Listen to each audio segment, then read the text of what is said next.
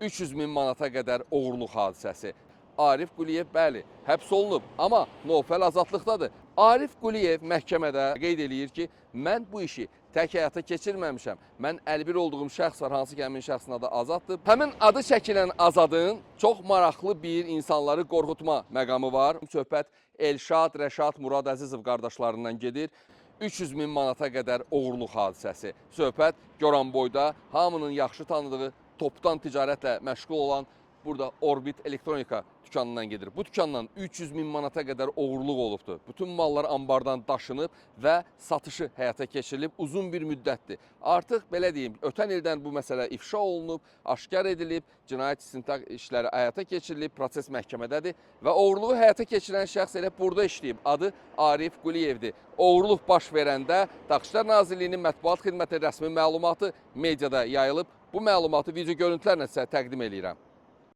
Televizor, paltaryan uğurlayan şəxslər saxlanılıb. Goranboy rayon polis şöbəsi əməkdaşlarının həyata keçirdikləri tədbirlərlə rayon ərazisində yerləşən məişət avadanlıqlarının satıldığı mağazadan oğurluq edən həmin obyektdə işləyən 29 yaşlı Arif Quliyev və 57 yaşlı Novfəl Musayev saxlanılıblar. Daxili İşlər Nazirliyinin mətbuat xidmətinin Gəncə regional qrupundan verilən məlumata görə araşdırmalar zamanı onların anbardan ümumi dəyəri 48.615 manat olan 148 ədəd televizor və 9 ədəd paltaryan uğurlayaraq satdıkları məlum olunub. Faktla bağlı araşdırma aparılır. Arif Quliyev və Novfəl Musayevin məhz oğurluq faktına görə saxlanıldığı deyilir. Amma qeyd edeyim ki, Arif Quliyev bəli, həbs olunub, amma Novfəl azadlıqdadır. O taksi sürücüsü kimi fəaliyyət göstərir. Nədənsə o həbs edilməyib. Bu məsələni yəqin ki, ibtidai istintaqa qaytarıldıqdan sonra aşkar etmək mümkün olacaq. Arif Quliyev məhkəmədə, Gəncə şəhər Ağır Cinayətlər Məhkəməsində qeyd eləyir ki, mən bu işi tək həyata keçirməmişəm. Mən əlbir olduğum şəxs var, hansı ki, həmin şəxsin adı Azaddır. Bunu Arif Quliyev deyir və həmin Azad adında şəxs vaxtıykən burada çalışıb onunla bərabər və qeyd edir ki, ambarın açarı, kamera görüntüləri, bütün proseslər onun nəzarəti altında olub və Arif Quliyev məhkəmədə hakimə bildirir ki, mən tək olmamışam və 300 minə qədər olan vəsaiti mən tək yeməmişəm, belə deyək, mən uğurlamamışam. Orada Azadın da əli var, orada Novfəlin də əli var və bununla bağlı sahibkar Fəxrəddin Mustafayevin vəkili artıq vəsadət verib. Vəsadət veriləndən sonra məhkəmə qeyd eləyib ki, təxirə salınır və araşdırma həyata keçirilir. Sahibkarın əsas tələblərindən biri bundan ibarətdir ki, cinayət işinin istintaqı ibtidai istintaqa qaytarılsın və yoxlama həyata keçirilsin ki, nəyə görə məhz Arif Quliyevin dediyi şəxslər həbs olunmur. Bir o məsələni də qeyd etmək istəyirəm ki, Azad adlı şəxs burada çalışanda 600 və çox böyük bir əmək haqqına çalışmayıb. Amma bugün onun Gəncədə böyük bir dükan aça bilməsi, bundan əlavə qeyd olunur ki, onun digər bir salonu var, onu açıb işlədə bilməsi hər kəsdə sual doğurur. Həmin adı çəkilən Azadın çox maraqlı bir insanları qorxutma məqamı var. Azad, Rəşad, Elşad, Murad Əzizov qardaşları adından hər kəsə təzyiq etməklə məşğuldur. Və o bildirir ki, bax adını çəkdiyim şəxslər, Azad bunu videoda da deyib, onun video görüntüsü də var bununla bağlı, yəni özü qeyd edir ki, məhz bu 3 şəxs tərəfindən hüquq mühafizə orqanlarına kifayət qədər yüksək səviyyədə təzyiq elətdirə bilir və onların təzyiqinə görə o həbs olunmur. Baxmayaraq ki, onun fəaliyyəti dövründə bu oğurluğun həyata keçirilməsi aşkar olunub. Təsəvvür edirsiniz, oğurluq baş verir. 5-6 aydan sonra sahibkar görür ki, pul yoxdur, mal yoxdur, araşdırır, Azaddan soruşur. Azad deyir ki, mənim xəbərim yoxdur hələ.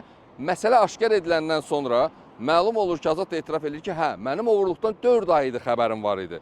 Bütün bunlar etiraflar var, ha, biləsiniz, video görüntüsü var. Və yaxşı, nə üçün müstəntiq və ya da istintaqa aparan şəxslər bu sualı verməyiblər ki, əgər sən 4 aydır bu oğurluqdan xəbərdar idinsə, bu şəxslərin oğurluq etdiyini bilirdinsə, niyə vaxtında, zamanında sahibkara məlumat verməmsən? Və necə olur ki, o şəxs istintaqa cəlb edilmir? Və yenə deyirəm, məhkəmədə, Gəncə şəhər ağır cinayətlərində bugün məhkəmədə çıxış eləyən Arif Quliyev boynunu alır, deyir, bəli, mən oğurluq eləmişəm, amma mən Novfəl Musayevlə və həmin o Azad adlı şəxsin rəhbərliyi altında bu proses həyata keçirmişəm. Birinci özünü təqdim edin, zəhmət olmasa. Qasımov Namiq Xasayoğlu. Siz dükan işlədirsiniz də? Qonşu mağazanın rəhbəriyəm.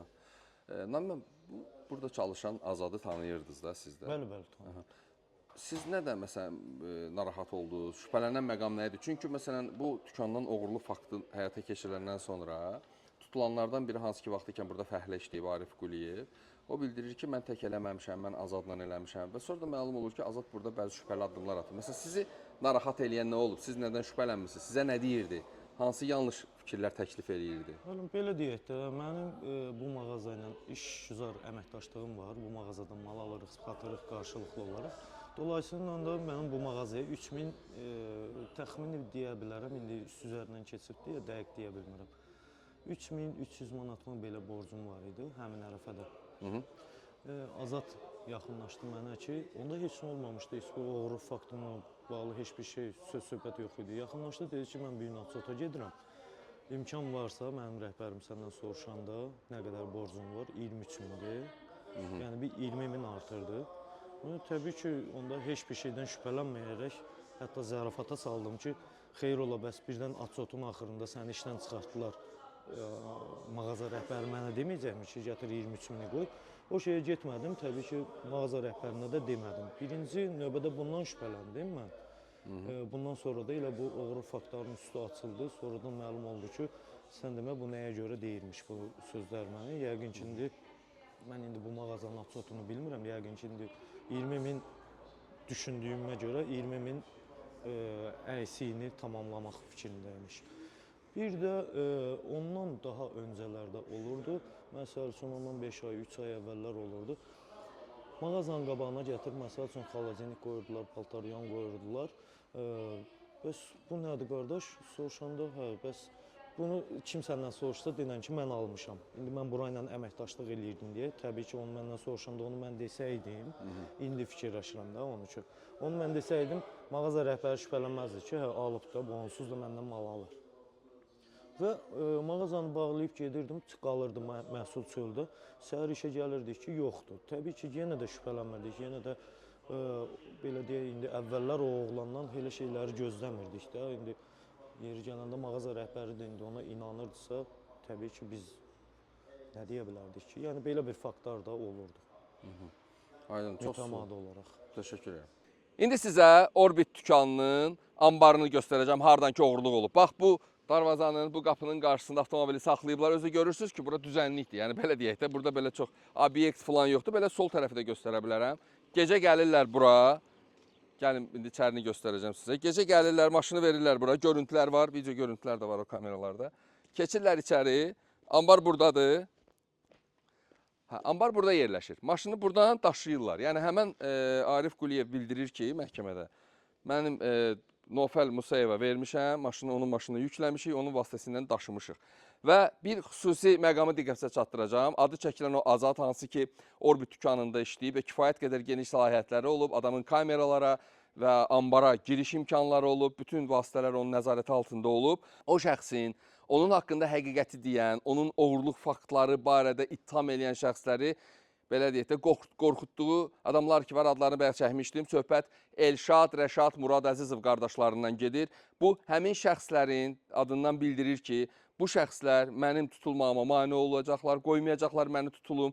Belə bir fikir də səsləndirirlərmiş ki, deyildiyinə görə ki, o deyir, aparıb qaytarmayan idarələr var. Bax, o idarələrdə çalışırlar onlar, onların təzyiq imkanları böyükdür və məni heç kim tutmayacaq. Bir qədər artıq digər adlar çəkir. Digər, məsələn, həbs olunan icra başçıları ilə bağlı da hətta vurğulayır ki, o şəxslər o əməliyyatlarda güya iştirak eləyiblər. Bu adamın video görüntüsündə onun səsləndirdiyi, mənim dediyim faktlar var. Yəni, mən bunu özümdən demirəm. Həmən o Azadın görüntüsü var. Azad o görüntüdə bu şəxslərin adlarını çəkir. Onların çalışdığını dediyi, iddia elədiyi hüquq mühafizə orqanlarının adlarını çəkir və sahibkar tərəfindən, Fəxrəddin Mustafayev tərəfindən məhz bu faktlar, bütün faktlar toplanıb, video görüntülər toplanıb, səs yazıları toplanıb və bütün hüquq mühafizə orqanları rəhbərlərinə rəsmi müraciət edilib və bildirib ki, çox xahiş edirik, bu məsələ ilə bağlı araşdırma aparasınız ki, həqiqətən belə adamlar varmı? Yoxdursa, bax, bu adam necə onların adına istifadə eləyə bilər? Bu necə hüquq mühafizə orqanlarının imicinə zərər gətirə bilər? Və mənim sizə təqdim etdiyim müsahibə ki var, bir qədər öncə verdim, qonşu dükanın rəhbəri Namiq müəllimin də belə o məsələlərlə bağlı şübhəli olduğu, şübhəli yanaşdığı faktlardan ki danışdı, onu da həmən Azad deyilənə görə, bax belə, həmən o 3 qardaşın adı ilə narahat eləyib və qorxudub ki, səni apararlar gecə ilə, qaytarmazlar, səni öldürə bilərlər və s. və ilaxır. Və mən düşünürəm ki, bizim təqdim etdiyimiz bu materialdan sonra məhz bu cinayət işinin azadlıqda olan şəxslərin, həbs olunub sonra azadlığa çıxa bilən, haqqında ittihamlar irəli sürülən şəxslərin İbtidai istintaqda dindirilməsi reallaşdırılacaq və ədalətli bir qərar veriləcək. Sahibkarın da oğurlanan, rəsmən təsdiq edilən pullarının geri qaytarılması, malların oğurlanması ilə bağlı da ədalətli bir qərar verilib, addım atılmış olacaq. Və sahibkarı maraqlandıran suallardan biri də budur ki, hər zaman gördüyü kimi, hamımızın bildiyi kimi bir cinayət hadisəsi baş verəndə o hadisə yerində müstəntiq müayinə aparır, çəkiliş aparılır, saxlanılan şəxslər orada dindirilir, hadisənin necə törətməsi göstərilir. Amma bu cinayət hadisəsində belə bir proses baş verməyib. Bax, bu da müstəntiq tərəfindən niyə reallaşdırılmayıb? Sual doğuran məqamlardan biridir.